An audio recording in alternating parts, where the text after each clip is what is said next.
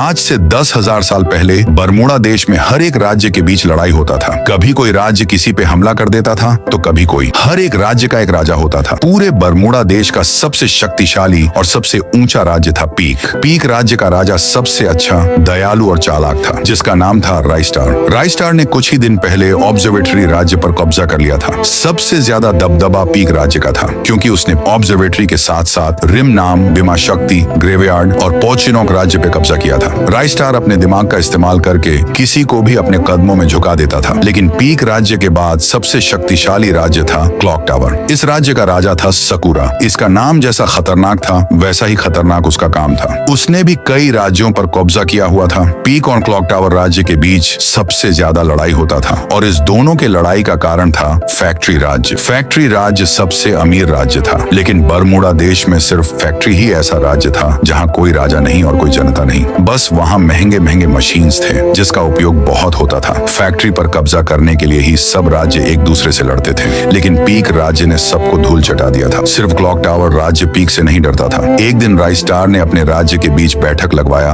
और सबको बोला, बस बहुत हुआ भाइयों, अब मैं आखिरी फैसला ले रहा हूँ, क्योंकि हमारे राज्य में और क्लॉक टावर राज्य में बहुत सालों से फैक्ट्री राज्य के लिए लड़ाई होती आ रही है। अब हमको फैक्ट्री पर आज ही कब्जा करना होगा। सभी गांव वाले राइस्टार के फैसले के लिए जान भी हाजिर रखते थे। सब लोग उनके फैसले से खुश थे, लेकिन राइस्टार का सेनापति बोला, महाराज आपका ये फैसला बहुत अच्छा है, लेकिन इस जंग में हमारे बहुत से सैनिक मारे जाएंगे। राइस्टार ने बोला, मैं ऐसा नहीं हूँ सेनापति, मैं किसी राज्य पे कब्जा करने के लालच में अपने राज्य के लोगों को मरता हुआ नहीं देख सकता। हम लोग रात को हमला करेंगे जब वहाँ कोई नहीं रहेगा। सब लोग महाराज राइस्टार का आज्ञा माने। उसी रात बरमूडा देश में एक और जंग होने जा रही थी। पीक राज्य के सैनिक ने रात में 3 बजे फैक्ट्री पर घुसकर अपना झंडा लहरा दिया। ये बरमूडा के इतिहास में पहली बार हुआ कि किसी राजा ने जंग भी लड़ा हो और किसी एक आदमी को खरोंच भी न लगा हो। अगले दिन जब क्लॉक टावर की जनता सोकर उठी तो उन्होंने देखा कि फैक्ट्री के चारों तरफ पीक राज्य के सैनिक थे। सब लोग हैरान हो गए। सभी लोगों ने सोचा कि राइस्टार एक कायर है जो आधी रात को हमला करता है, लेकिन राइस्टार वैसा नहीं था। वो अपने राज्य की जनता की जान बचाने के लिए ये समझदारी वाला फैसला लिया। पूरे देश में राइस्टार की चर्चा हो रही थी। ये वीडियो इस कहानी का बस एक छोटा सा प्रीव्यू था।